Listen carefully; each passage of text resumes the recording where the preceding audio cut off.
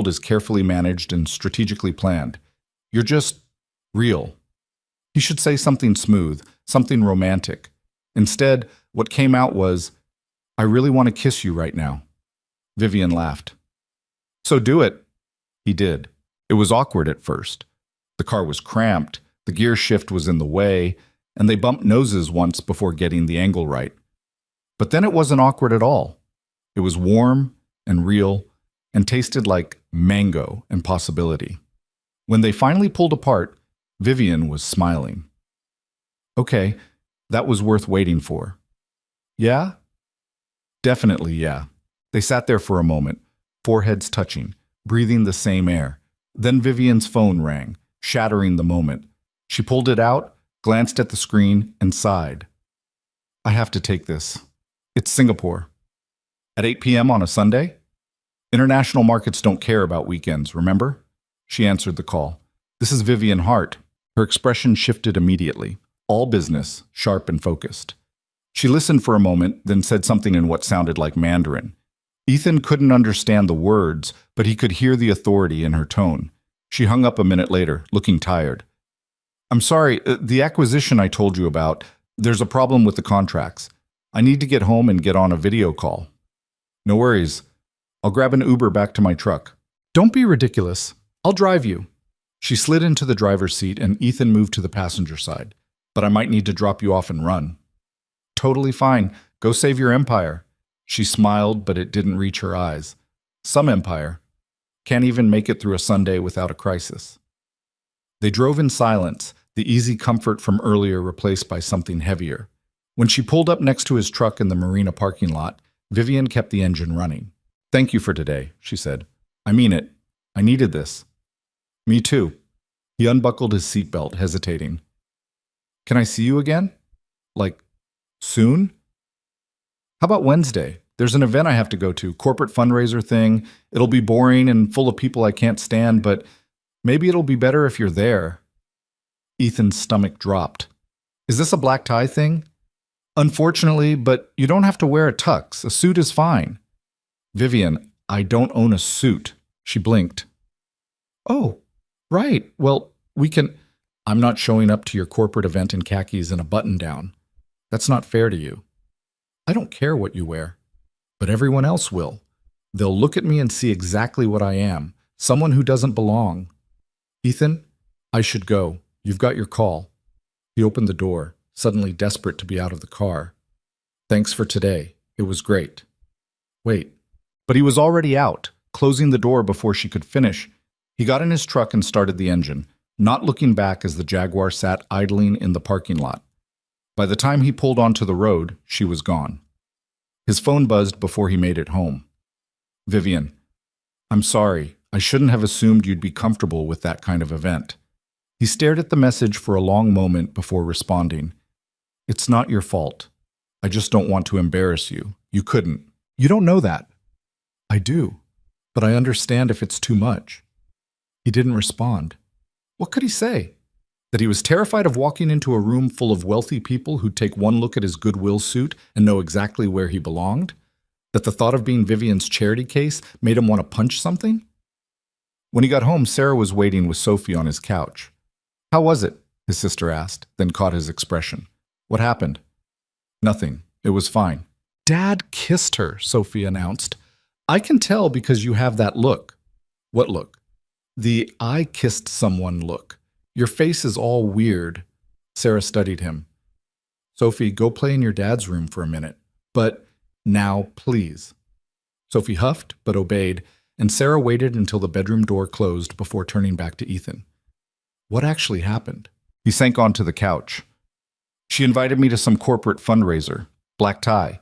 I told her I don't own a suit, and she said it was fine, but it's not fine. I don't belong in that world, Sarah. So rent a suit. That's not the point. Then what is the point? The point is, he ran his hands through his hair. She lives in penthouses and flies to Singapore for business meetings. I live in a 2-bedroom apartment and get panic attacks about electricity bills. We went kayaking today, and it was perfect, but that's not real life. Real life is her needing to take calls at 8 p.m. on Sunday while I'm trying to figure out how to keep my shop open. Sarah sat beside him. You're scared? Of course I'm scared. What happens when she realizes I'm not some diamond in the rough? I'm just rough. Have you considered that maybe she already knows that and doesn't care? She should care, for her own sake. That's not your decision to make. Sarah poked him in the chest. You're self-sabotaging. You had a good time, she clearly likes you, and now you're inventing reasons why it won't work. I'm being realistic. You're being a coward. The words stung because they were true. Ethan closed his eyes, thinking about Vivian's hand in his, the way she'd laughed when they capsized, the kiss in the car that had made everything else disappear. What if I screw it up? He asked quietly. Then you screw it up. But at least you tried. Sarah stood. I'm taking Sophie home. You're going to sit here and think about whether you want to let fear win or whether you want to actually be happy for once. That's harsh. You need harsh. She called Sophie, who emerged from the bedroom with suspiciously perfect timing. Are you and Vivian fighting? Sophie asked. No, sweetheart. We're just figuring things out. Figuring things out is what adults say when they're definitely fighting. She hugged him. Fix it, Dad. She's nice and she makes you smile. Don't mess it up. They left and Ethan sat alone in his apartment, staring at his phone. 3 unread messages from Vivian. I really am sorry. I didn't mean to make you uncomfortable. We don't have to go to the fundraiser. We can do something else. Please talk to me. He should respond, should say something to fix the weird tension he'd created by bolting from her car. But the words wouldn't come. Instead, he opened his laptop and Googled men's suit rental Seattle. The results were depressing. Prices ranging from $100 to $300 for a single night. Money he didn't have. Money he'd need for the shop payment at the end of the month. His phone rang. Unknown number again. Hello? Mr. Cole, this is James Morrison from Hart Industries Fleet Management. Ethan sat up straighter. Oh, hi. Yes. Ms. Hart asked me to reach out about a maintenance contract for our Seattle vehicles. Do you have time this week to discuss terms? Yeah, definitely, when works for you. How about Tuesday morning? I can come by your shop, 9 a.m.? That's perfect, thank you. No, thank you. Ms. Hart speaks very highly of your work. We're looking forward to partnering with you. They hung up, and Ethan stared at his phone. She'd followed through. Even after he'd been weird and awkward about the fundraiser, even after he'd practically run away from her car, she'd still made sure her fleet manager contacted him. He pulled up her messages and started typing. I'm sorry for being weird about the fundraiser. You didn't do anything wrong. I just got in my head about not fitting into your world. The response came almost immediately. You don't have to fit into my world. I like you in your world. But your world is part of who you are. I can't just ignore that. So come to the fundraiser. Wear whatever you want. I'll be there, and that's all that matters. I don't have a suit. Then we'll get you one. Vivian, I'm not buying it for you. We'll go shopping together. You can pick what you like, and I'll loan you the money. You can pay me back whenever. That's still charity. It's a loan. There's a difference. Please, Ethan, I want you there. He sat with that for a long moment, pride and want battling in his chest. Finally, he typed, Okay, but I'm paying you back. I know you will. Tuesday after your fleet meeting? Deal. Good. Now get some sleep. And Ethan? Yeah? Today was my favorite day in a very long time. He smiled despite himself. Mine too. That night, lying in bed, Ethan thought about his daughter's words. Don't mess it up. Simple advice from an 8-year-old who somehow understood more about relationships than he did. He wouldn't mess it up, or at least he'd try not to. Tuesday morning arrived cold and gray, typical Seattle weather that threatened rain without actually delivering. Ethan opened the shop at 8:30, giving himself time to make sure everything looked as professional as possible before James Morrison arrived. He'd swept the floors, organized the tools, even cleaned the office windows. It still looked like a struggling repair shop in Georgetown, but at least it was a clean, struggling repair shop. Morrison showed up exactly at 9, driving a Hart Industries fleet van that had definitely seen better days. He was in his 50s, heavy set, with the weathered look of someone who'd spent decades managing logistics. Mr. Cole, he shook Ethan's hand firmly. James Morrison. Thanks for meeting with me. Call me Ethan, and thanks for coming out. They walked through the shop, Morrison asking questions about capacity, turnaround times, parts sourcing. Ethan answered honestly. He could handle maybe 15 vehicles a week if he stayed on top of scheduling, more if he hired help. Ms. Hart mentioned you work alone, Morrison said. For now, I had to let my last guy go a few months back. This contract would change that. We're looking at regular maintenance on about 50 vehicles a month, plus emergency repairs as needed. You'd need at least one other mechanic, maybe two. Ethan's heart rate kicked up. That's a lot of work. It's steady work, guaranteed payment, 30-day terms. We're not the fastest payers in the world, but we always pay. They discussed rates, scheduling, expectations. Morrison was straightforward and fair, treating Ethan like a professional instead of someone to be managed. By the time they finished, Ethan had a preliminary contract in hand and a start date of next Monday. Welcome to the Hart Industries family, Morrison said, shaking his hand again. And between you and me, Ms. Hart doesn't usually get personally involved in vendor selection. Whatever you did to impress her, keep doing it. Ethan felt heat crawl up his neck. We're friends. Morrison smiled knowingly. Sure you are. See you Monday, Ethan. After he left, Ethan sat in his office and stared at the contract. 50 vehicles a month. Steady work. Enough income to catch up on his loan, hire help, maybe even start thinking about expansion. All because Vivian Hart had broken down on a dark road and he'd stopped to help. His phone buzzed. Vivian. How did it go? Good. Really good. Morrison seems solid. He is. Been with the company 15 years. If he likes you, you're set. Thank you. For this. For everything. Stop thanking me. You earned this. Still, thank you. A pause, then, are we still on for this afternoon? Suit shopping? Ethan looked at the contract again, at the payment schedule that would actually let him afford things. Yeah. Where should I meet you? Nordstrom downtown, 2 p.m. And Ethan? Yeah? Don't overthink it. It's just a suit. But it wasn't just a suit, and they both knew it. It was him stepping into her world, trying to be someone who could stand beside her without looking like he'd wandered in from the street. It was terrifying and necessary, and he was definitely overthinking it. He showed up at Nordstrom at 1:55, feeling immediately out of place among the polished shoppers and designer displays. Vivian was waiting near the men's section, wearing a business suit that probably cost more than his monthly rent. You came, she said, smiling. I said I would. I know, but I wasn't sure if you'd bolt again. I don't bolt. You literally ran away from my car on Sunday. That was a strategic retreat. She laughed and linked her arm through his. Come on, let's find you something that doesn't make you want to bolt strategically. The next hour was surprisingly painless. Vivian had pulled a personal shopper, a guy named Marcus who had an eye for fit and zero patience for Ethan's self-deprecating comments. Stop saying you look ridiculous, Marcus said, adjusting the shoulders on a charcoal suit. You look good. Accept it. I look like I'm playing dress-up. You look like someone who cleans up well. Vivian appeared beside him, examining the fit. Marcus is right. This is perfect. Ethan looked at himself in the three-way mirror. The suit was simple. Charcoal gray, clean lines, nothing flashy. But it fit well, and he had to admit Marcus and Vivian were right. He didn't look ridiculous. He looked like someone who might actually belong at a corporate fundraiser. How much? He asked.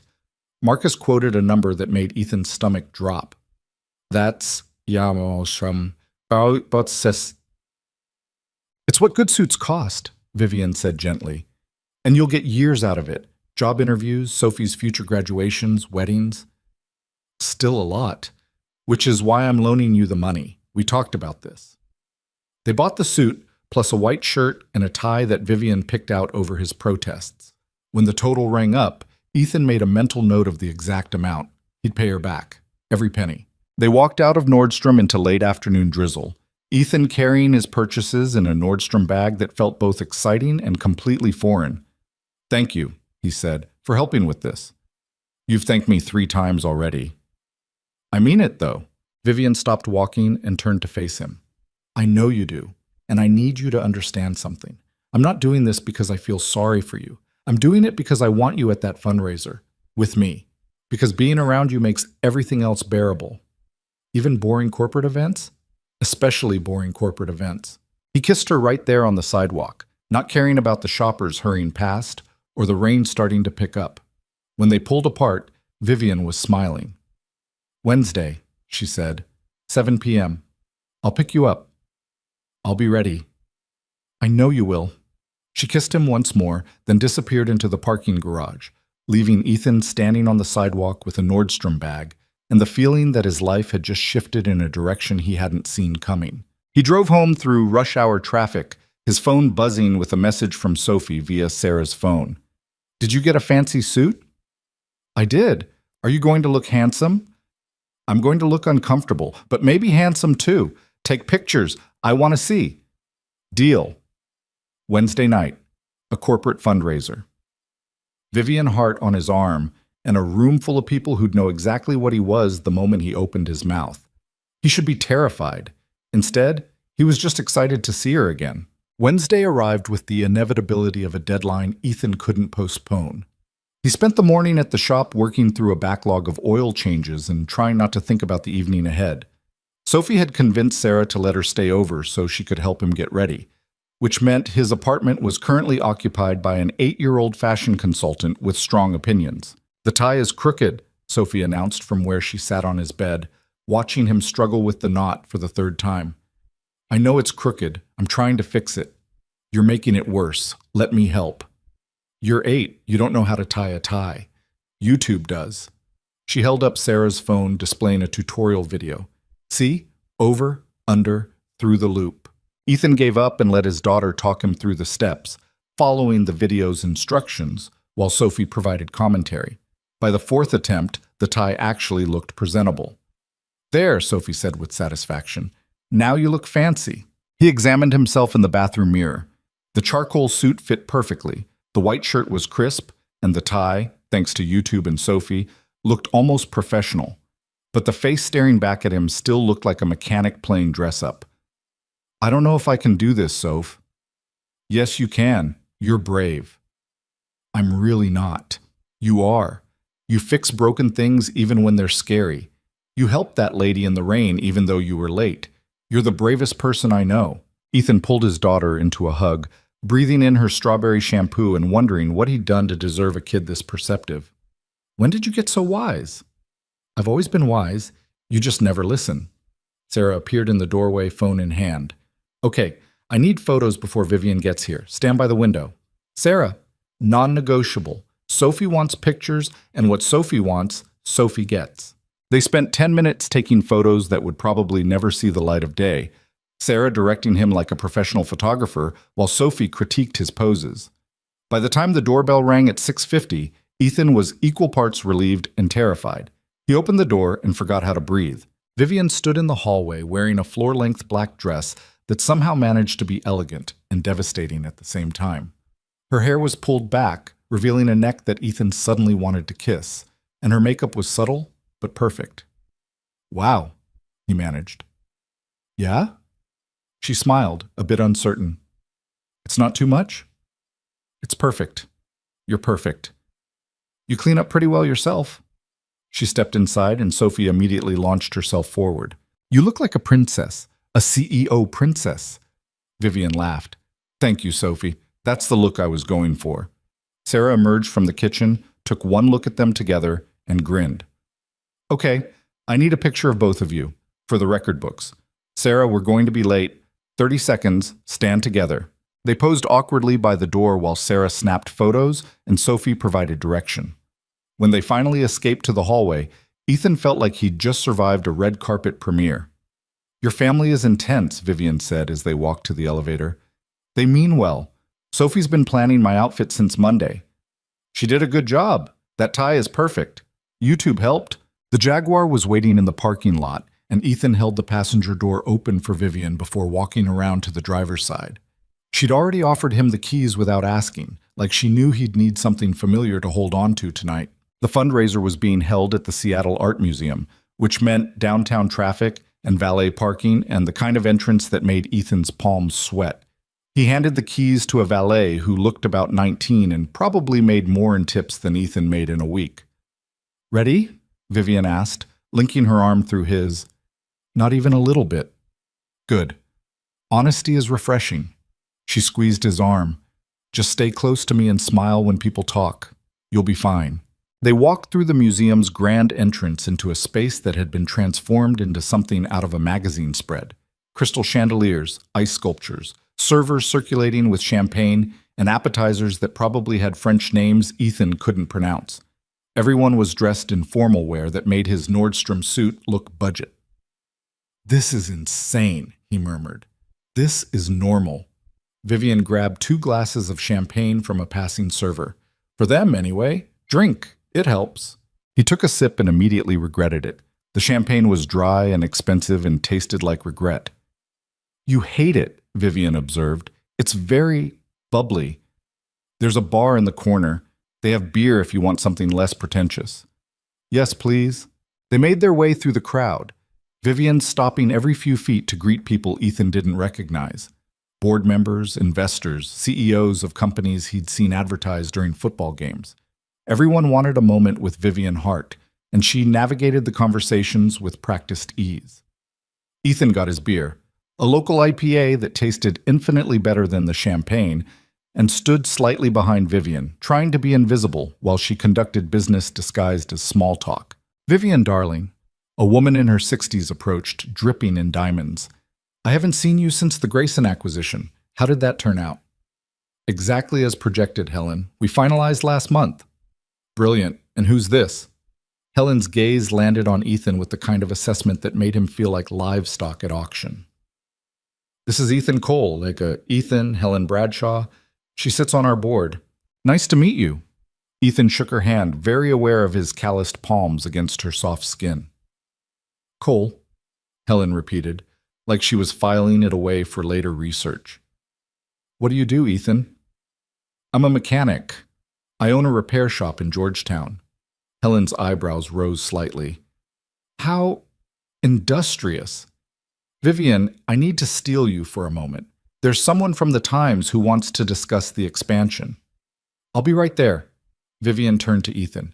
"Will you be okay for a few minutes?" "Yeah, go do your thing."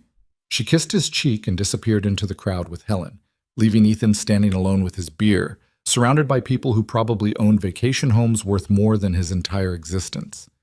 He found a spot near one of the art installations, some abstract sculpture that looked like melted metal, and tried to look busy examining it. Around him, conversations flowed about stock prices and vacation homes in Tuscany and children at boarding schools in Switzerland. Interesting piece, isn't it? Ethan turned to find a man about his age, tall and polished in a tuxedo that probably cost more than the Jaguar. He had the kind of confident stance that came from never being told no. "Sure," Ethan said noncommittally. "Marcus Wellington." The man extended his hand. "I don't think we've met." "Ethan Cole." "Ah, the mechanic." Marcus's smile didn't reach his eyes. "Vivian mentioned you." Something in his tone made Ethan's shoulders tense. "Did she?" "We used to date, Vivian and I, before she decided she preferred her work to actual relationships." Marcus took a sip of his drink. "How long have you two been seeing each other?" "Not long." "Let me guess. She swooped in like some kind of corporate fairy godmother, offered to save your failing business, and now here you are, in a rented suit, pretending you belong?"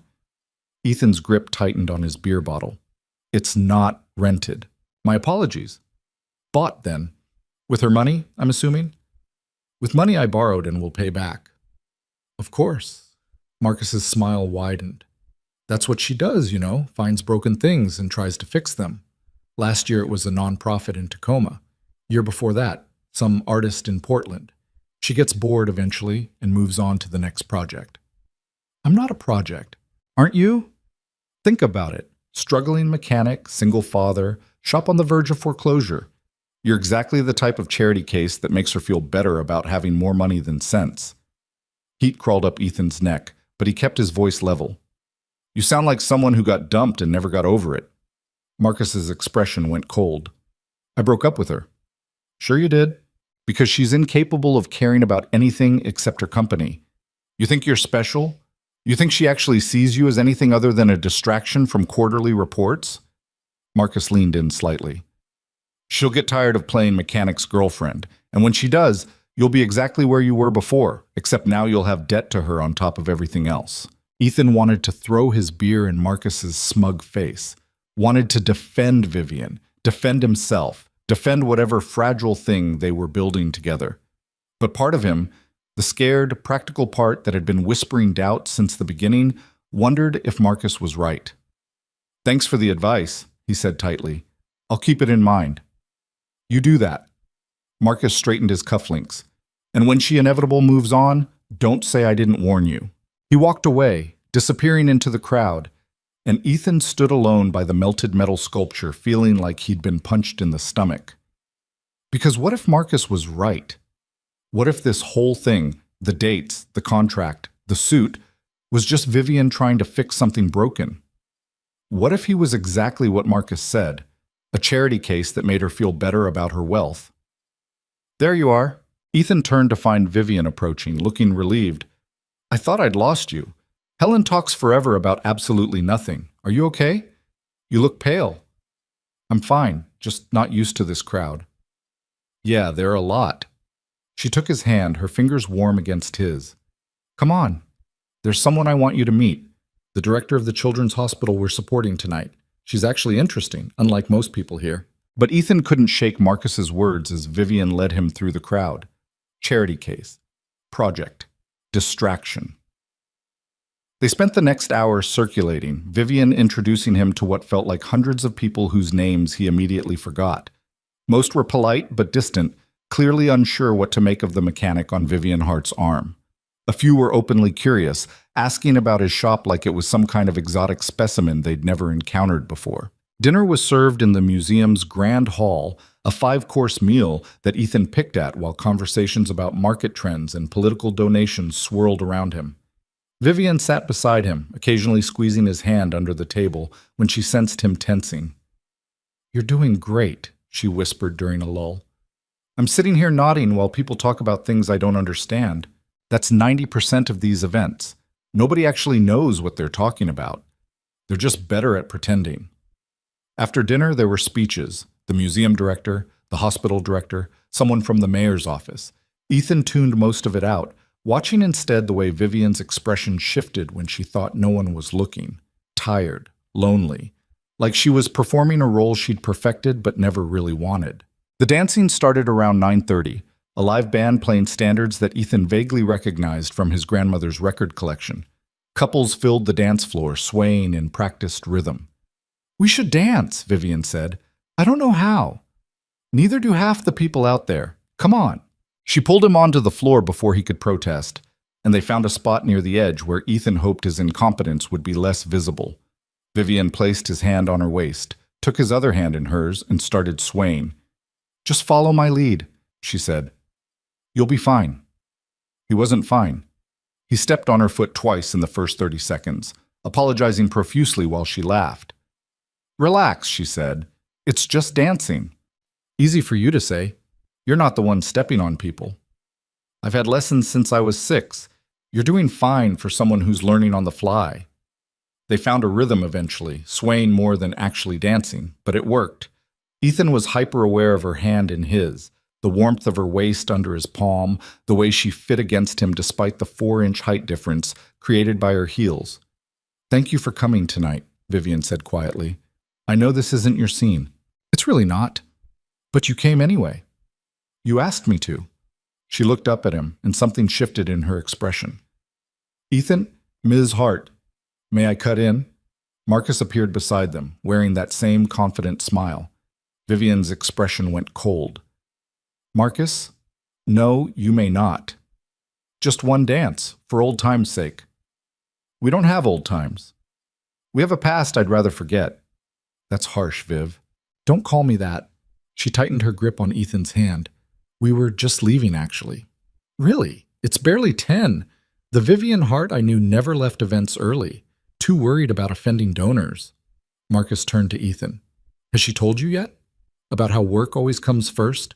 How every relationship she's ever had has ended because she can't turn off CEO mode long enough to actually be a person?"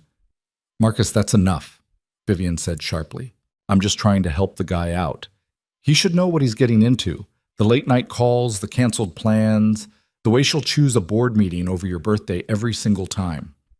Ethan felt Vivian's hand trembling in his, saw the way her jaw was set, her eyes bright with either anger or tears or both.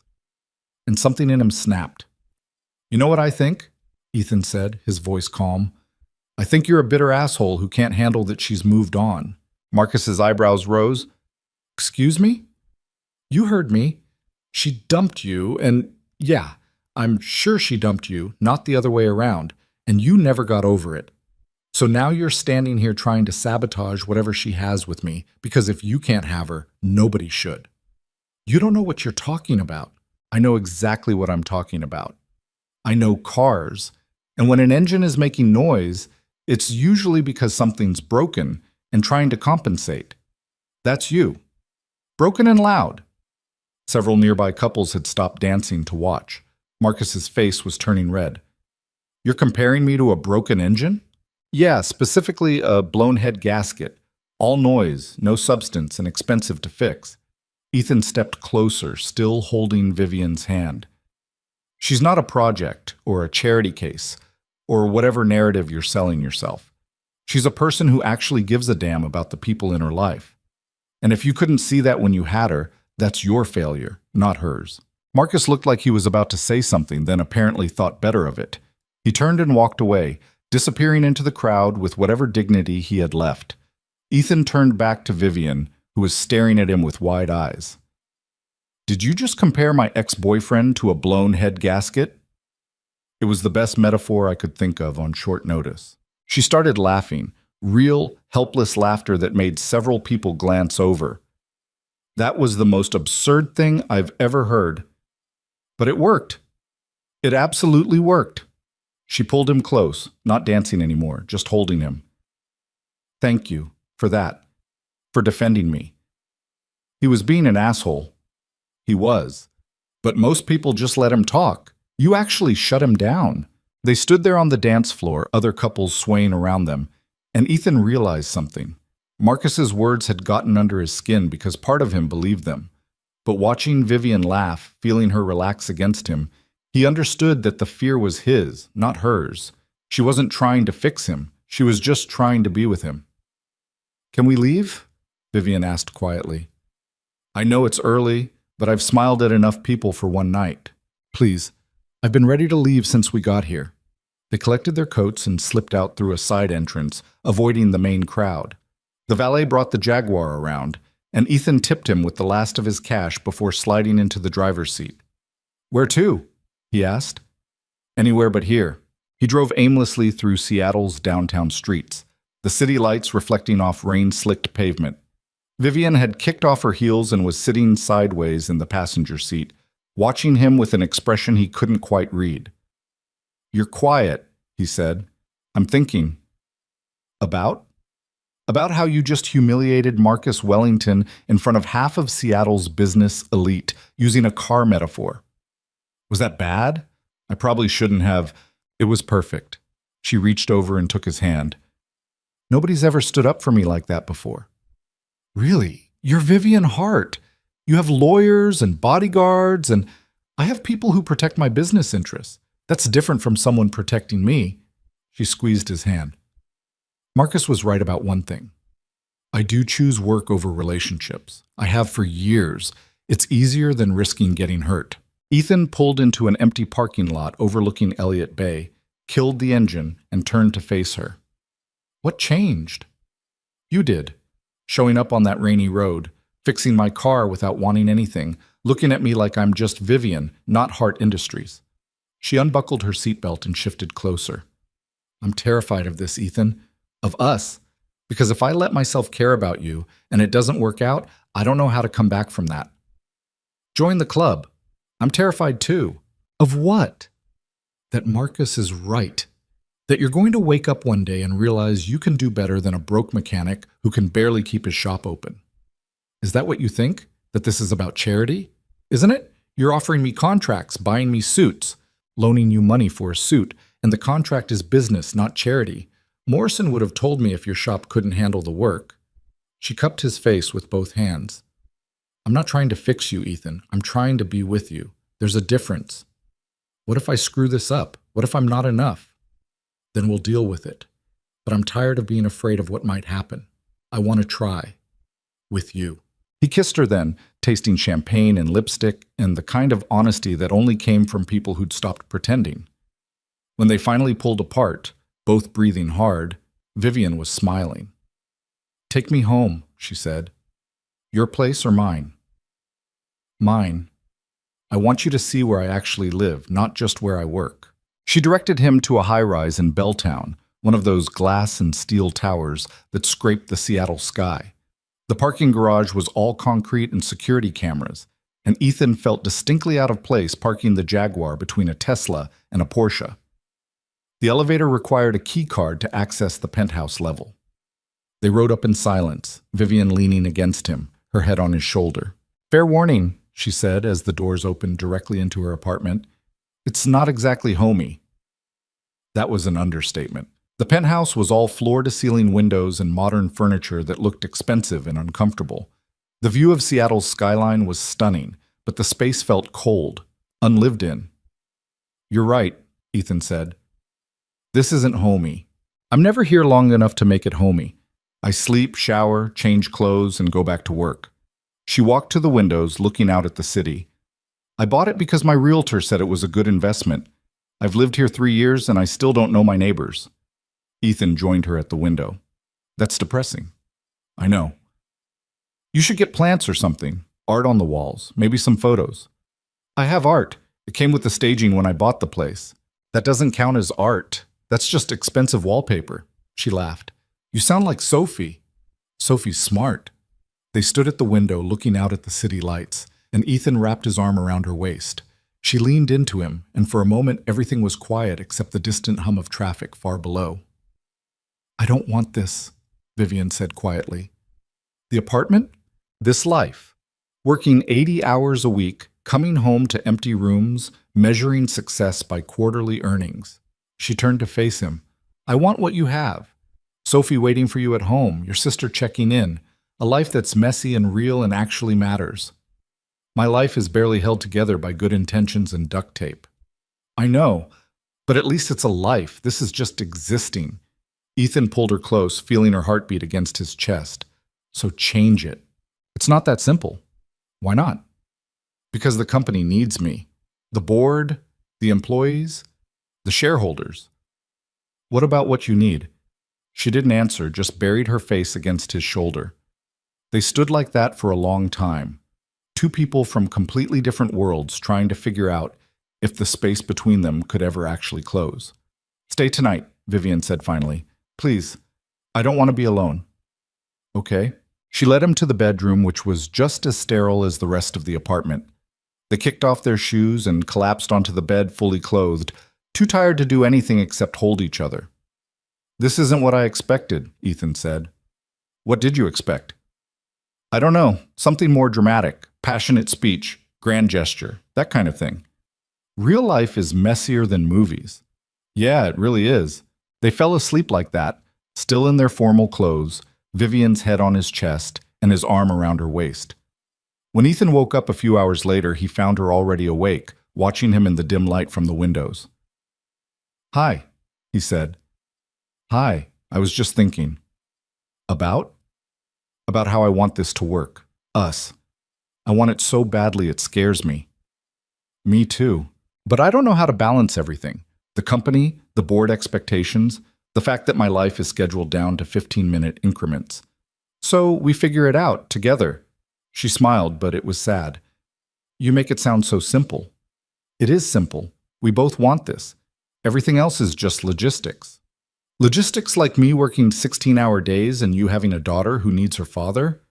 Logistics like finding time that actually matters. Quality over quantity." "You're surprisingly optimistic for someone who was convinced this wouldn't work 3 days ago." "I'm allowed to change my mind, especially after you laughed at my blown head gasket metaphor." She kissed him, soft and slow, and Ethan decided that whatever logistics they needed to figure out, they'd manage. Because this, lying in bed with Vivian Hart at 4 a.m., both of them still dressed for a fundraiser they'd escaped hours ago, this was worth fighting for. They talked until the sun started rising over the Olympics, painting Seattle's skyline in shades of orange and pink. Talked about Sophie and the shop and Vivian's expansion plans for Hart Industries. Talked about fears and hopes and all the messy complications that came with trying to build something real. When Ethan finally left at 6:30 to get home before Sophie woke up, Vivian walked him to the elevator wearing one of his dress shirts and looking more relaxed than he'd ever seen her. "Thank you," she said, "for last night, for defending me, for staying. Thank you for inviting me, even though I spent most of the night terrified. You hit it well." She kissed him one more time. "Come to dinner Friday. My place. I'll cook." "You cook?" "I can reheat takeout very effectively. Don't underestimate me." He laughed and stepped into the elevator, watching her wave as the doors closed. The ride down felt surreal, like he was descending from some alternate reality back into his actual life. But when he got to his truck and checked his phone, there was already a message from her. "I miss you already. Is that pathetic?" He smiled and typed back, "Only if it's pathetic that I feel the same way." "Then we're both pathetic. I can live with that." Ethan drove home through early morning traffic, still wearing his suit from the night before, and felt something shift in his chest. The fear was still there. Fear of failure, fear of not being enough, fear of this whole thing crashing down around them. But alongside the fear was something else, something that felt a lot like hope. And for the first time in longer than he could remember, Ethan Cole allowed himself to believe that maybe, just maybe, things were going to work out. The next 3 weeks passed in a blur of work and stolen moments. The Hart Industries fleet contract started on schedule, which meant Ethan was suddenly drowning in oil changes and brake jobs and diagnostic work that actually paid on time. He hired back his former employee, Marcus, not Wellington, thank God, but Marcus Chen, a 24-year-old who could diagnose transmission problems by sound alone and didn't mind working overtime. "Boss, we've got 6 more vehicles scheduled for tomorrow," Marcus said on a Friday afternoon, wiping grease from his hands. "You want me to come in early?" "Yeah, 7:30? Ethan was under a Hart Industries van, replacing a worn serpentine belt. "And Marcus? Stop calling me boss, it's weird." "What should I call you?" "Ethan works fine." "That's also weird. You're the guy who signs my paychecks." "I'm the guy who's currently lying in a puddle of transmission fluid. Call me Ethan." Marcus laughed and headed to the office to close out the day's paperwork. The shop had transformed over the past weeks, cleaner, more organized, actually functional. They'd repainted the bay doors, fixed the flickering lights, and Ethan had finally replaced the ancient computer with something from this decade. His phone buzzed. Vivian. "Still coming to dinner tonight?" He smiled and typed back with greasy fingers. "Wouldn't miss it. What are we having?" "Thai takeout from that place in Ballard you like." "I thought you were cooking." "I am. I'm reheating very aggressively. It counts. Can't argue with that logic."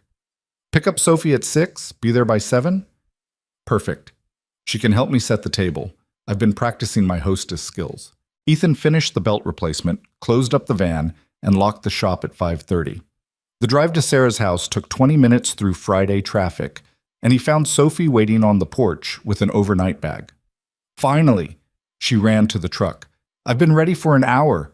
The text said 6, Soph. It's only 5:50. "That's basically 6. She climbed into the passenger seat, buckling herself in. "Are we really having dinner at Vivian's penthouse, the one with the big windows?" "Yeah, and you need to be on your best behavior." "I'm always on my best behavior." "You reorganized her kitchen last time without asking." "It needed organizing. She had canned goods mixed with pasta. That's chaos." Sarah appeared in the doorway, grinning. "Have fun, you two. And Ethan, don't screw this up." "Thanks for the vote of confidence." "I mean it. She's good for you. You've been smiling for 3 weeks straight." "It's unsettling, but also kind of great." They drove to Vivian's building, Sophie chattering about a school project on planets and asking questions about whether rich people had different gravity in their apartments. Ethan let her talk, enjoying the normalcy of his daughter's rambling theories about penthouse physics. The doorman recognized them now, which was both convenient and slightly surreal. "Evening, Mr. Cole. Miss Sophie. Miss Hart is expecting you." "Thanks, Raymond." They rode the elevator up, Sophie bouncing on her toes with barely contained excitement. When the doors opened directly into Vivian's apartment, they found her in the kitchen, surrounded by takeout containers and looking adorably flustered. "I may have ordered too much food," she announced. "I wasn't sure what Sophie liked, so I got one of everything." "Everything?" Ethan surveyed the counter. There had to be 15 containers. The menu was extensive. I panicked. Sophie pushed past him and immediately started opening containers. Ooh, pad thai, and spring rolls, and what's this one? Massaman curry. It's mild, I think. The guy at the restaurant promised it wasn't too spicy for kids. I love spicy. Sophie grabbed a spring roll and bit into it. This is amazing. Can we eat here every week? Sophie, manners, Ethan warned. What? I said please, in my head. Vivian laughed and started setting out plates. She's fine. And yes, Sophie, you can eat here whenever you want. I like having people around. The apartment feels less like a museum. They ate at the dining table Vivian had probably never used before. Sophie entertaining them with stories about her teacher's obsession with proper comma usage and her best friend's theory that pigeons were actually government surveillance drones. Vivian listened with genuine interest, asking questions and laughing at Sophie's increasingly elaborate conspiracy theories. You're really good with her, Ethan said quietly, while Sophie was distracted examining the view. She's easy to be good with. She's smart and funny and honest. Vivian squeezed his hand under the table, kind of like her dad. I'm not that funny. You compared my ex to a blown head gasket. That's comedy gold. After dinner, Sophie claimed the couch and immediately fell asleep watching a nature documentary about penguins, apparently her current obsession. Ethan covered her with a throw blanket while Vivian cleaned up the takeout containers. She's out, he reported, joining Vivian in the kitchen. Good. I wanted to talk to you about something. Vivian's expression had shifted to something more serious. The board meeting is next week. They're voting on the Southeast Asia expansion. That's good, right? You've been working on that for months. It's complicated. There's a faction that thinks we're expanding too fast. They want to slow down, consolidate, play it safe. She leaned against the counter. If the vote doesn't go my way, it could undermine everything I've been building. What do you need? Honestly, I need to remember why I'm doing this. The company, the expansion, all of it. Lately, it feels like I'm just going through motions because it's what's expected. Ethan pulled her close, and she melted against him. So why are you doing it? Because it's what my father would have wanted. What he spent his entire life building. That's not an answer. What do you want? She was quiet for a long moment. I don't know anymore. I used to know. When I took over after he died, it was so clear. Make the company bigger, better, more successful. Prove I deserve to be there. But now? She pulled back to look at him. Now I spend 80 hours a week in meetings, and I come home to an empty apartment, and I wonder what the point is. The point is, whatever you decide it is, you're the CEO. You make the rules. It's not that simple. Why not? Because there are shareholders and board members and 40,000 employees whose livelihoods depend on me making the right decisions. And what about your livelihood? Your happiness? When does that factor in? She didn't answer, just buried her face against his shoulder. They stood like that in her sterile kitchen, surrounded by empty takeout containers, and the quiet sound of Sophie's breathing from the living room. I'm tired, Vivian said finally. I'm so tired of performing, of being Vivian Hart, CEO, instead of just Vivian. So stop performing, at least when you're here, with me. I don't know how. Then learn. We'll figure it out together. They moved to the living room, careful not to wake Sophie, and sat on the floor with their backs against the couch. Vivian leaned her head on Ethan's shoulder, and he wrapped his arm around her. Tell me about your day, she said. The real stuff, not the sanitized version. So he did. Told her about the van with the mysterious rattle that turned out to be a loose heat shield, about Marcus accidentally ordering the wrong brake pads and having to rush order replacements, about the customer who'd tried to argue that oil changes were a scam invented by mechanics to steal money. What did you tell him? Vivian asked. That he was welcome to never change his oil and see what happens. He changed his mind real fast. She laughed, and it sounded lighter than earlier. I wish I could do that. Just tell board members they're being idiots and watch them backtrack. You're the CEO. You can do whatever you want. That's not how it works. Why not? What are they going to do? Fire you? You own controlling interest. They could make things difficult, orchestrate a vote of no confidence, leak things to the press. So let them. You built this company into what it is. If they don't see that, they're the idiots, not you. Vivian sat up, looking at him with something like wonder. You actually believe that? Of course I do. You're brilliant. You took over a company at 23 and turned it into an empire. That's not luck. That's skill. Or obsession. Same thing sometimes. She kissed him, soft and slow, and Ethan tasted pad thai and possibility. When they pulled apart, Sophie was still asleep on the couch, completely oblivious to the adult conversations happening 3 feet away. Stay tonight, Vivian said. Both of you. I have a guest room Sophie can use. I want to wake up and have breakfast with you. I want normal, just for one morning. Okay. They carried Sophie to the guest room, which was as sterile as the rest of the apartment, but at least had a comfortable bed, and tucked her in. She mumbled something about penguins and rolled over without waking. In Vivian's bedroom, they changed into comfortable clothes and climbed into bed.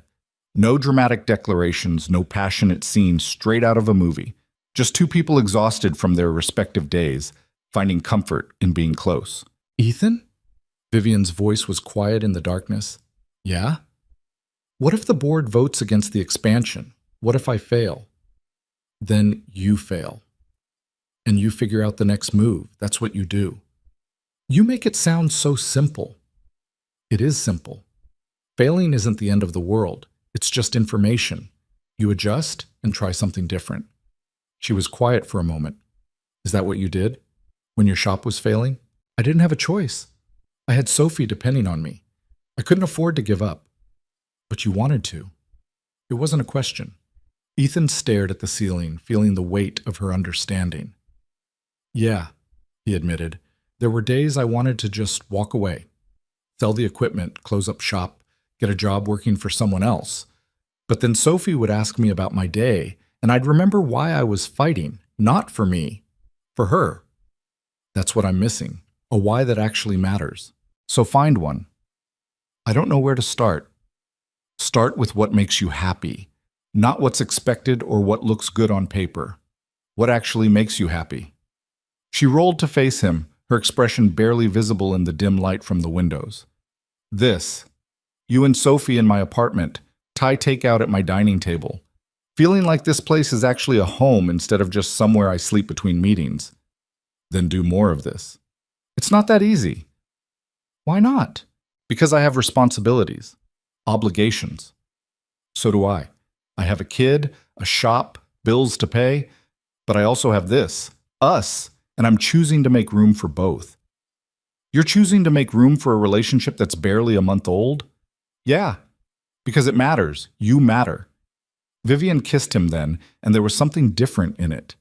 Desperate and hopeful and scared all at once. When they pulled apart, she was crying. I don't know how to do this, she said. How to balance everything. How to be a CEO and also be a person who has relationships and hobbies and a life outside of quarterly reports. So figure it out. You're good at solving problems. Solve this one. What if I can't? Then we'll figure it out together. That's what people do when they care about each other. They figure shit out. She laughed through her tears. You're very practical for someone who fixes cars for a living. Someone has to be. You're too busy being brilliant and terrified to be practical. They fell asleep holding each other, and when Ethan woke up the next morning, sunlight was streaming through the windows and Sophie was standing in the doorway looking deeply amused. You're cuddling, she announced. Sophie, privacy, Ethan groaned. It's 8:30. That's late. Vivian said we could make pancakes for breakfast. She paused. But you have to stop cuddling first. Vivian was already awake, her hair a mess and her eyes soft with sleep. I did promise pancakes, though I should warn you, I've never actually made them before. That's okay. I'll help. Sophie disappeared toward the kitchen and they could hear her opening cabinets. She's reorganizing your kitchen again, Ethan said. I know. I'm letting her. It probably needs it. They got up and joined Sophie in the kitchen, where she'd already located pancake mix and was reading the instructions with intense concentration. It says we need eggs, milk, and oil. Do you have those? Vivian opened the refrigerator, which contained approximately 3 items. I have bottled water, leftover takeout, and is that yogurt expired? It's from February, Ethan observed. It's definitely expired. I don't grocery shop much. We noticed. They ended up ordering groceries delivered while Sophie made a list of everything they needed for proper pancakes. An hour later, armed with fresh ingredients, they attempted breakfast. The first batch burned. The second batch was somehow raw in the middle. The third batch was actually edible. Success, Sophie announced, drowning her pancakes in syrup. We're basically professional chefs now. Let's not get carried away, Ethan said, but he was smiling. They spent the morning in Vivian's apartment, Sophie teaching Vivian how to play a card game she'd invented that had rules that changed every 5 minutes. Ethan watched them together, his daughter's laughter mixing with Vivian's, and felt something settle in his chest. This could work. This was working. Around noon, Vivian's phone started buzzing with work calls. She ignored the first 3, then sighed and checked the 4th. I'm sorry, it's the board chair. I have to take this. She disappeared into her home office, and Ethan could hear her voice shift into CEO mode. Crisp, professional, all business. Sophie looked up from her cards. Is she okay? Yeah, kiddo, just work stuff. She works a lot. She does. Do you think that makes her happy? Ethan considered the question. I think she's figuring out what makes her happy. Sometimes that takes time. You should help her figure it out. You're good at fixing things. People aren't cars, Soph. You can't just replace a part and make them work better. But you can help them find what's broken, and then they can fix it themselves. She played a card. That's what you did for me, after Mom left. You helped me find what was broken, and then you helped me fix it. Ethan's throat tightened. When did you get so smart? I've always been smart. You just never listen. Vivian emerged from her office 20 minutes later, looking tired. I'm sorry, board drama. Apparently there's a faction trying to delay the expansion vote. Can they do that? If they have enough support, yeah. She sank onto the couch. I might need to do damage control this weekend. Make some calls, smooth some feathers. Or, Ethan said carefully, you could let them delay the vote and use the time to figure out what you actually want. I want the expansion to go through. Do you? Or is that just what you think you're supposed to want? Vivian stared at him. That's not fair. Isn't it? You just told me last night you don't know why you're doing this anymore. Maybe the delay is a chance to figure that out. I can't just stop working because I'm having an existential crisis. I'm not saying stop working. I'm saying maybe take a breath. Maybe remember that you're allowed to want things that aren't about quarterly earnings. Sophie, who'd been pretending not to listen, looked up. Like pancakes and card games and people who make you smile. Vivian laughed, but it sounded watery. You two are ganging up on me. We're helping, Sophie corrected. There's a difference. The weekend passed in a strange limbo. Vivian made her calls, did her damage control, prepared for the board meeting. But she also made time for dinners with Ethan and Sophie, for walks around the neighborhood, for movie nights where they argued about whether penguins or dolphins were superior animals. Monday arrived too fast. Ethan dropped Sophie at school and headed to the shop, where Marcus was already working on the morning's scheduled vehicles. The day passed in the familiar rhythm of diagnostics and repairs, but Ethan found himself checking his phone more than usual. Vivian's board meeting was at 2. She'd texted that morning, "Wish me luck," or "Don't. I'm not sure which I want." He'd sent back, "You don't need luck. You're Vivian Hart. You've got this." At 3:30, his phone rang. "How'd it go?" he answered. Vivian's laugh was slightly hysterical. "I quit." "You what?" "I told the board I'm stepping down as CEO. Effective in 6 months, once we find a replacement." Ethan's brain stuttered. "You? Wait, what?" "I quit." "Well, I'm quitting. In 6 months, after we complete the transition." She sounded breathless, like she'd just run a marathon. "I can't keep doing this, Ethan. I can't spend my entire life in meetings about things I don't care about anymore. I'm 30 years old, and I've never done anything just because I wanted to. It's always been about the company, about my father's legacy, about proving I belong, and I'm done." "Vivian, I know it's crazy. I know everyone's going to think I've lost my mind. But sitting in that boardroom, listening to them argue about market projections, all I could think about was Saturday morning, making pancakes with Sophie, playing that ridiculous card game, being with you." Her voice cracked slightly. "That's what I want. Not this." Ethan looked around the shop, at Marcus working under a Hart Industries van, at the schedule board filled with appointments, at the business he'd nearly lost, and was now building back piece by piece. "What are you going to do?" he asked. "I have no idea." "Isn't that terrifying and amazing at the same time?" "It's definitely something." "Are you mad?" "Why would I be mad?" "Because I'm potentially throwing away everything my father built. Because I'm making a crazy decision without thinking it through. Because I'm probably going to regret this tomorrow." "Are you going to regret it tomorrow?" She was quiet for a moment. "No, I don't think so." "Then I'm not mad. I'm proud of you." "Really?" "Really. It takes guts to walk away from something that's not working, even when everyone expects you to stay. I learned that from you. I never quit anything." "No, but you keep fighting for what matters. The shop, Sophie, us. You don't waste time on things that don't bring value." "I want to do that. I want to figure out what actually matters and invest in that." Ethan smiled, feeling something warm spread through his chest. "So what happens now?" "Now I have 6 months to find my replacement and figure out what comes next." The board wasn't thrilled, but they accepted it. "And Ethan?" "Yeah? Okay. Can I come see you? I need to be around someone who won't tell me I'm making a mistake." "Shop's open until 6. Come by whenever." She showed up 45 minutes later, still in her business suit, looking simultaneously terrified and liberated. Marcus took one look at her expression and excused himself to grab coffee, leaving them alone in the office. "I really did it," Vivian said, sinking into the desk chair. "I quit being CEO of a multi-billion-dollar company." "You're transitioning out responsibly over 6 months. That's different than quitting." "Semantics." She spun the chair slightly. "My mother is going to kill me." "Your mother lives in France and hasn't called you in 3 months." "She's going to call now, trust me." Ethan leaned against the desk. "Do you regret it?" "No. Maybe. I don't know. Ask me in 6 months."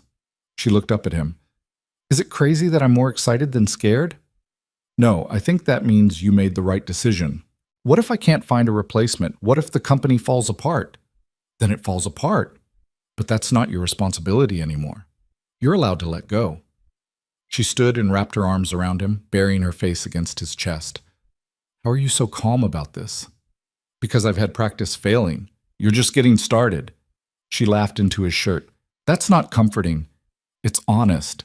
They stood like that for a while, the sounds of the shop filtering through the office door. Marcus returned with coffee and tactfully disappeared again. Eventually, Vivian pulled back, wiping at her eyes. "I should let you work. I just needed to see you." "You can stay. Marcus can handle the afternoon schedule." "Really?"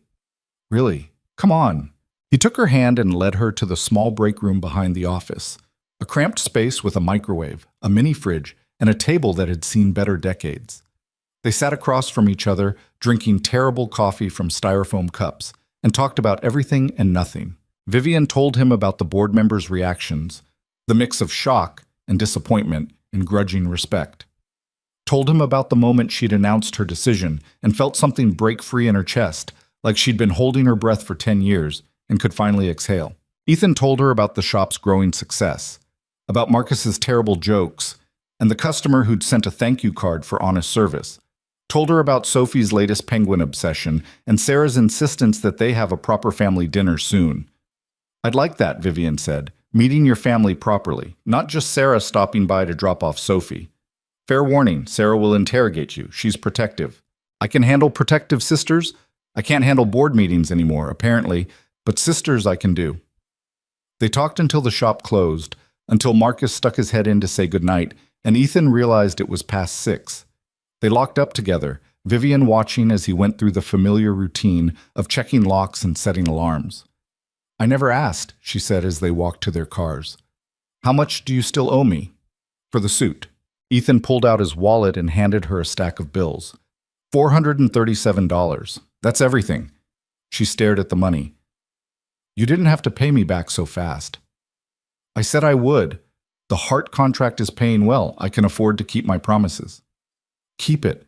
Consider it a gift." "Vivian, please, let me do this one thing. You've given me so much confidence, perspective, the courage to actually make a change. Let me give you this."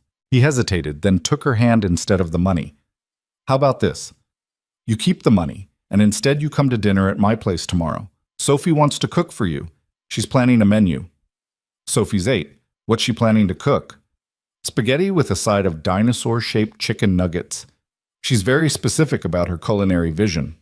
Vivian laughed. That sounds perfect. What time? 6:30. And Vivian?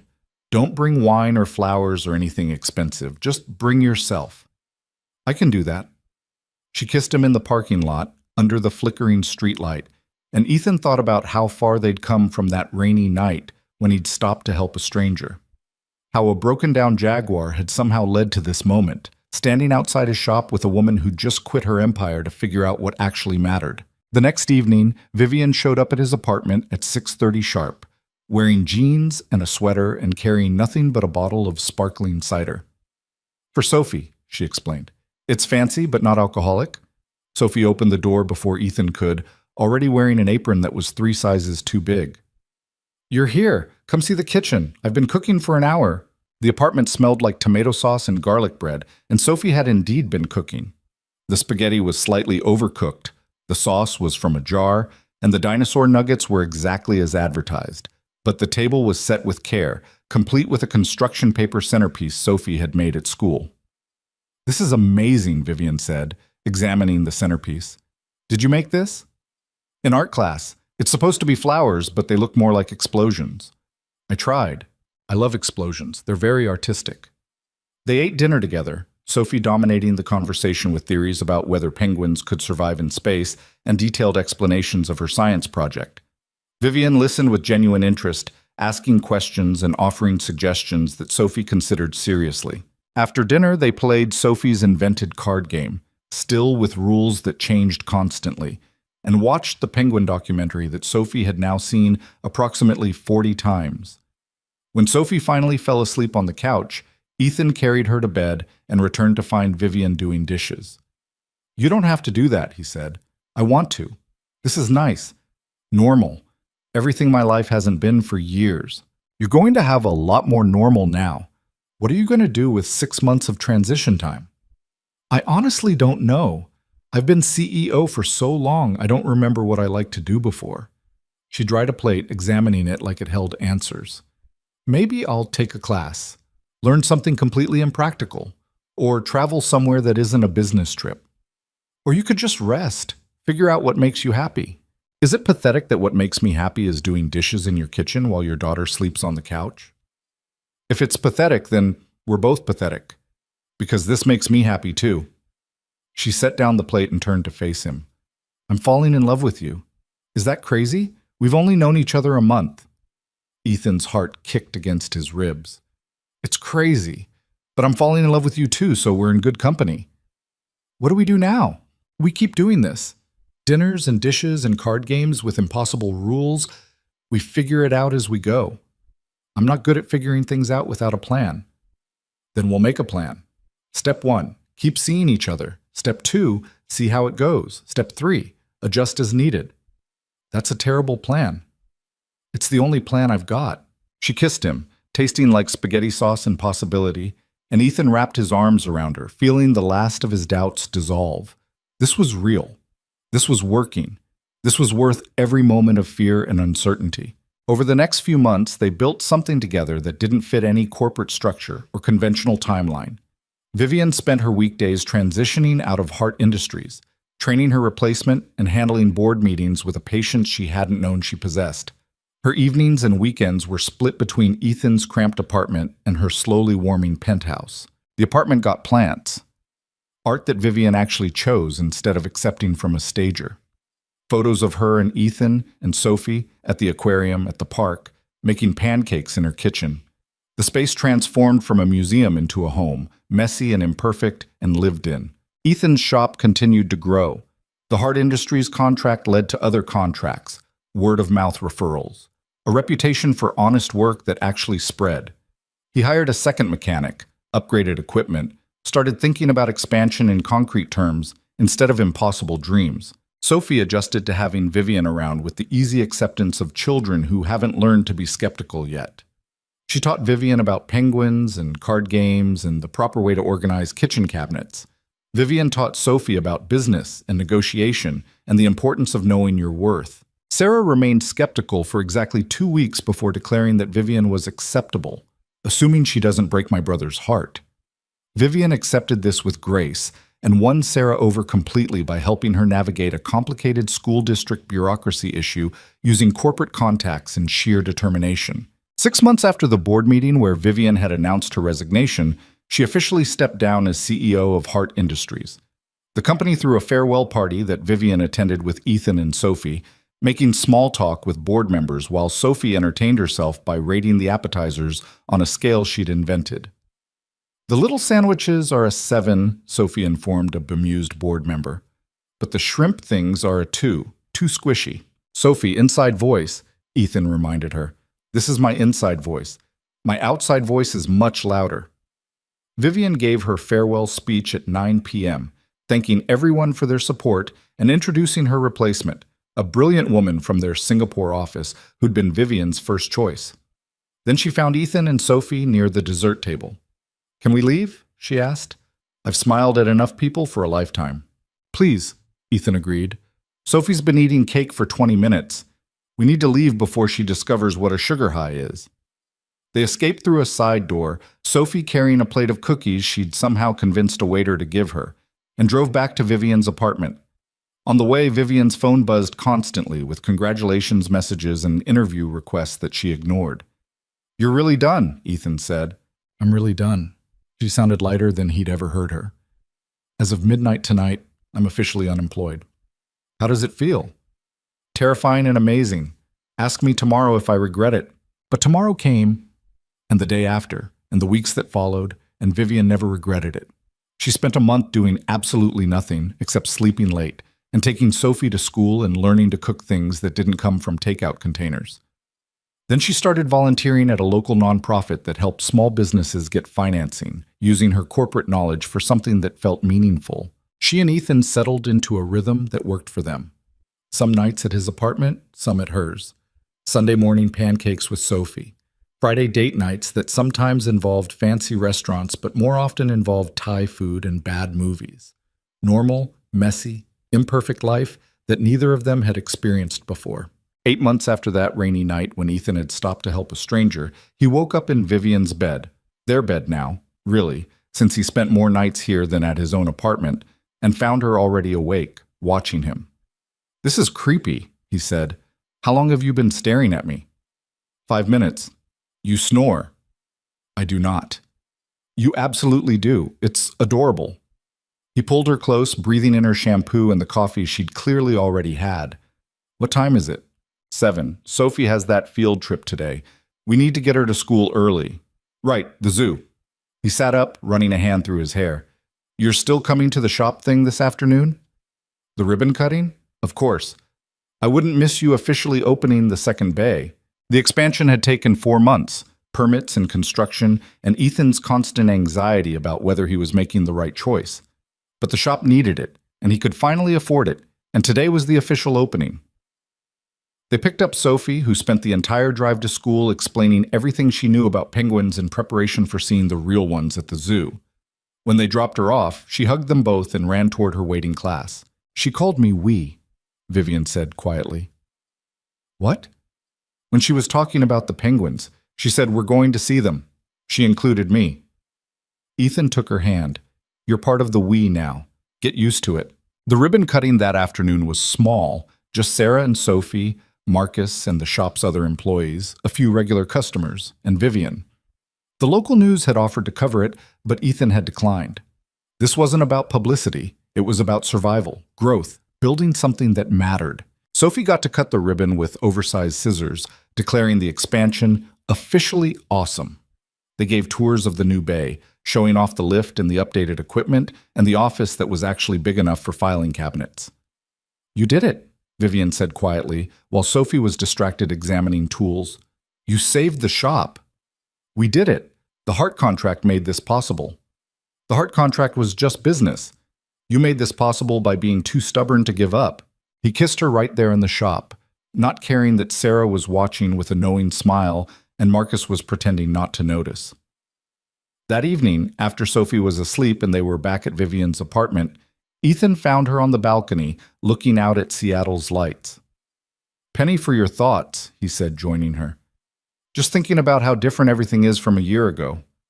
How lost I was. How sure I was that work was all I had. And now? Now I have this. You and Sophie and Sunday pancakes, and a life that's messy and imperfect and exactly what I needed." She leaned against him. "I never thanked you properly." "For what?" "For stopping that night. For fixing my car when you had somewhere else to be. For seeing me as a person instead of a company. You don't have to thank me for that." "I do, though, because nobody else did. For years, I was just Hart Industries. The CEO, the billionaire, the woman who chose work over everything. And you saw past all that to who I actually was." Ethan turned her to face him, seeing the vulnerability in her expression. "You know what I saw that night? Someone stranded and trying to stay in control. Someone who needed help but didn't know how to ask for it. Someone who was tired of being alone. I was all of those things. I know. So was I." They stood on the balcony, the city lights spreading out below them. Two people who'd found each other by accident and built something intentional. There were still complications, always would be. Schedules to coordinate, Sophie's needs to consider. The lingering fear that maybe this was too good to last. But looking at Vivian, seeing her smile in the dim light, Ethan realized something important. Love wasn't about finding someone perfect.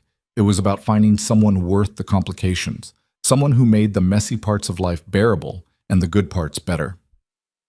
"Move in with me," he said suddenly. Vivian blinked. "What?" "Move in, officially. Not just staying over most nights, but actually living together. Your stuff and my stuff and Sophie's dinosaur pajamas all in one place. Ethan, your apartment is tiny. We'd be on top of each other. So we get a bigger place. Something that's ours, not mine or yours. Somewhere with space for Sophie's homework explosion, and your books, and maybe even a real dining table. That's a big step." "I know, but I'm ready if you are." She was quiet for a long moment, and Ethan's heart hammered against his ribs. Maybe it was too fast. Maybe he'd pushed too hard. Maybe... "Yes," Vivian said. "Yes?" "Yes. Let's find a place. Together. Something messy and imperfect and ours." She kissed him, smiling against his lips. "Fair warning, Sophie's going to want to organize everything." "I'm counting on it." They found a house 3 months later, a small craftsman in Ballard, with a yard for Sophie and a garage Ethan could convert to a home workshop, and enough space for all of them to spread out. The kitchen was outdated, the roof needed work, and the whole place required more renovation than either of them wanted to think about. It was perfect. Moving day was chaos.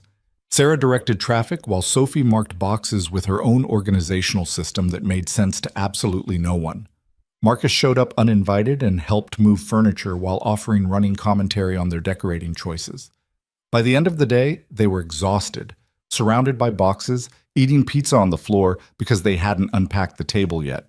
"This is insane," Vivian said, surveying the disaster zone of their new living room. "This is home," Ethan corrected. Sophie, covered in marker from labeling boxes, looked up from her pizza. "Are we really all living here together now?" "Yeah, kiddo. Is that okay?" "It's better than okay. It's perfect." She grabbed Vivian's hand and Ethan's, pulling them together. "We're a family now. Like a real one." Vivian's eyes filled with tears, and Ethan wrapped his arms around both of them. "Yeah, Soph, we're a real family." That night, after Sophie was asleep in her new room and they'd made some progress on unpacking, Ethan and Vivian stood in their bedroom, not his or hers, and looked at each other. "We really did this," Vivian said. "We really did. I quit my job, moved in with a mechanic, and became a stepmom to an 8-year-old penguin enthusiast. Technically, you're not a stepmom yet. We're not married." "Yet?" Ethan's heart stopped. "I mean, if you wanted, eventually," Vivian laughed. "Relax, I'm not proposing, but I like that you said yet." "Me too." They fell asleep in their new house, in their new bed, surrounded by unpacked boxes and plans for tomorrow and the messy, imperfect life they were building together. And when Ethan woke up the next morning to Sophie jumping on their bed and Vivian groaning about coffee, he realized something important. This was it. This was the life he'd been working toward without knowing it. Not perfect, not easy, but real and worth fighting for. A family built from broken pieces that somehow fit together. A home made from chance encounters and second chances, and the simple act of stopping to help someone on a rainy night. Sophie was already rattling off plans for the day, unpacking her room, exploring the neighborhood, checking if the backyard was suitable for penguins, which it definitely wasn't, but she'd argue about it anyway. Vivian was laughing, her hair a mess and her face free of makeup, looking nothing like the polished CEO she'd been, and everything like the person she'd been trying to find. And Ethan, watching them together, thought about that check engine light that was finally fixed, about the shop that was thriving, about the bills that were actually getting paid on time. But mostly, he thought about how sometimes the best things in life came from stopping when you were supposed to keep driving, from taking a chance on someone who seemed wrong on paper but felt right in all the ways that mattered. "Dad," Sophie said, bouncing slightly, "Vivian says we can get pancakes for breakfast if we unpack the kitchen first. But I think we should get pancakes now and unpack later. What do you think?" "I think Vivian's right. We need to unpack first." "Traitor," Sophie accused, but she was grinning. "That's what family does, kiddo. We work together and then celebrate after." "Fine, but I'm picking the restaurant." "Deal." They spent the morning unpacking, arguing about where things should go, creating new systems that would probably change by next week. It was messy and chaotic and occasionally frustrating, but it was theirs. A life built from small moments and big decisions, and the courage to choose happiness over expectations. And when they finally sat down to pancakes at the diner where Ethan and Vivian had their second first date, Sophie raised her orange juice in a toast. "To our family," she said seriously. "To new houses and old cars and penguins." "To penguins," Vivian agreed, clinking her coffee mug against Sophie's glass. "To second chances," Ethan added, "and stopping for strangers in the rain." They drank to that. Three people who'd found each other through circumstance and choice, building something that didn't fit any conventional definition but worked anyway. Because sometimes love wasn't about finding your perfect match. It was about finding someone willing to make imperfect work. And as Ethan watched his daughter and the woman he loved argue about whether chocolate chip or blueberry pancakes were superior, he realized he wouldn't change a single thing about the messy, complicated, absolutely perfect life they were creating together. Not even the check engine light that had finally, after all this time, stayed off.